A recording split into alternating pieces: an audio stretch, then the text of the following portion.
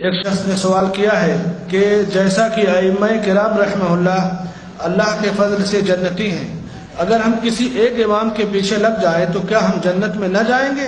کیونکہ جو علمی تحقیق انہوں نے کی ہے ہم تو نہیں کر سکتے۔ ڈاکٹر صاحب حفظ اللہ اس کا جواب دیں گے۔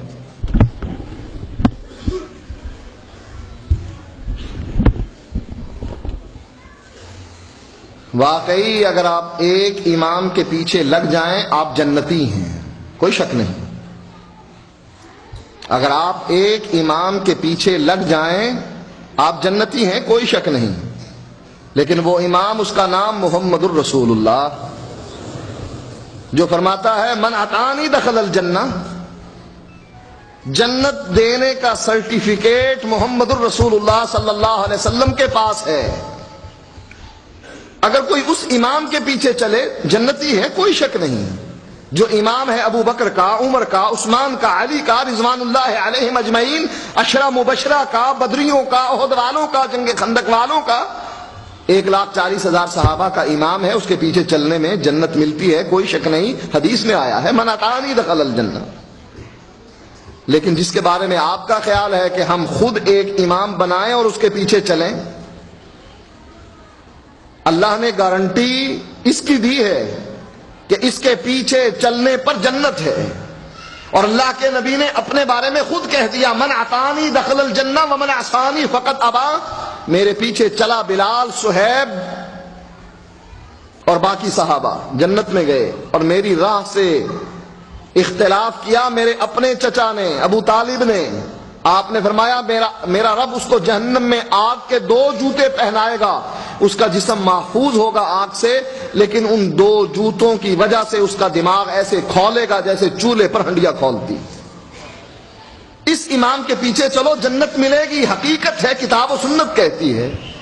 لیکن جس کے بارے میں تم کہتے ہو کہ اس کی تقلید کرنا، اس کے پیچھے چلنے میں جنت ملتی ہے، کس نے کہا؟ اس کے پیچھے چلنے میں جنت ملتی ہے، قرآن میں ہے، حدیث میں ہے۔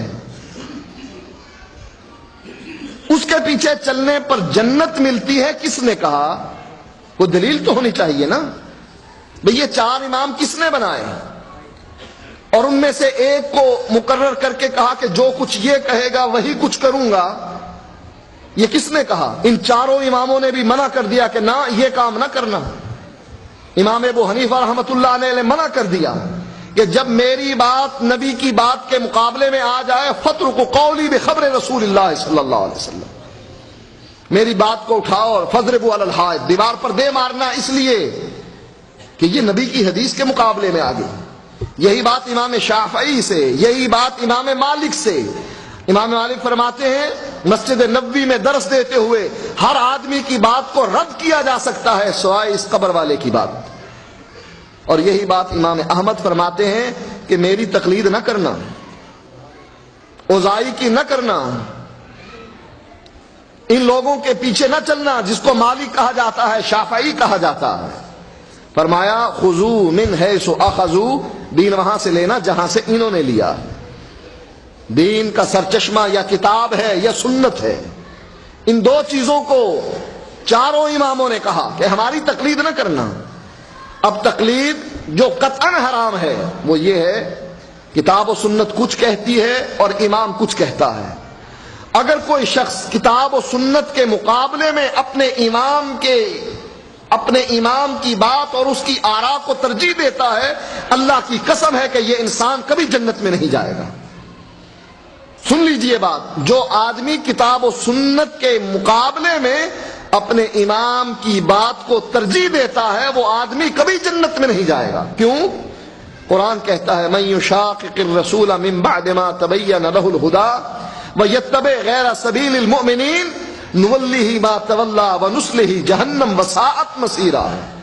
کسی کو مسئلے کا پتہ نہیں لگا، علیحدہ بات ہے، لیکن مسئلے کا پتہ لگ گیا کہ مسئلہ یہ ہے، اللہ فرماتا ہے جو مسئلے کے پتہ لگنے کے بعد پھر رسول کی مخالفت کرے وہ جدھر جاتا ہے ہم جانے دیتے ہیں، وَنُصْلِيهِ جہنم، ہم اس کو قیامت کے دن جہنم میں داخل کریں گے۔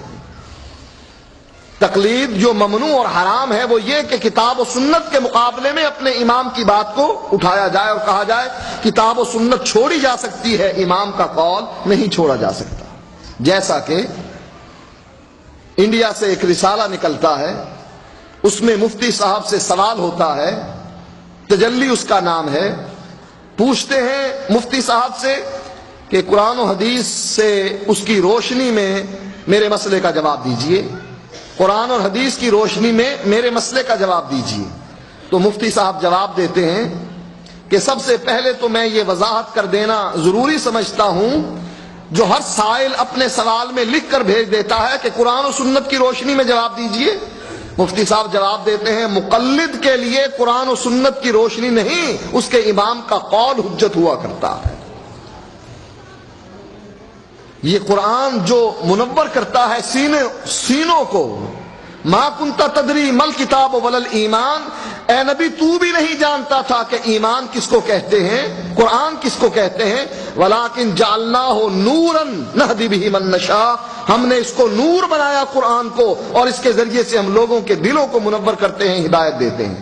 رب کہتا ہے قرآن نور ہے، تورات نور ہے، انجیل نور ہے، اور مفتی صاحب جواب دیتے ہیں کہ مقلد کے لیے قرآن نور نہیں، اس کے لیے اس کے امام کا قول حجت ہوا کرتا ہے۔ یہ ہے تقلید حرام اور ناجائز۔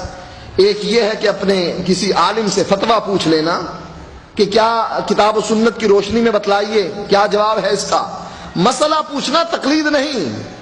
لوگوں کے ذہنوں میں شاید یہ بات ہے کہ مسئلہ پوچھنا بھی تقلید ہے۔ اصول فقہ کی کتابوں میں، احناف کی کتابوں میں بھی یہ بات موجود ہے، الرجوع الى الكتاب ليس من التقلید والرجوع الى الحدیث الى السنہ ليس من التقلید والاجماع ليس منه وكذا العامی الى المفتی والقاضی الى الحدود ليس منه۔ عامی کا مفتی سے مسئلہ پوچھنا تقلید ہے ہی نہیں۔ کیوں؟ قرآن کہتا ہے فاسألوا اہل الذکر ان کنتم لا تعلمون، اگر تمہیں علم نہیں تو اہل ذکر سے پوچھو۔ تو پوچھنا تقلید نہیں ہے۔ تقلید کیا ہے؟ کتاب و سنت کہہ رہا ہے ایسے، کہتے نا ایسے نہیں، میرے امام نے کہا تھا ایسے۔ قرآن و حدیث کو چھوڑ کر اپنے امام کی بات کو بڑھانا، یہ ہے تقلید، اور جو ممنوع ہے اور حرام ہے۔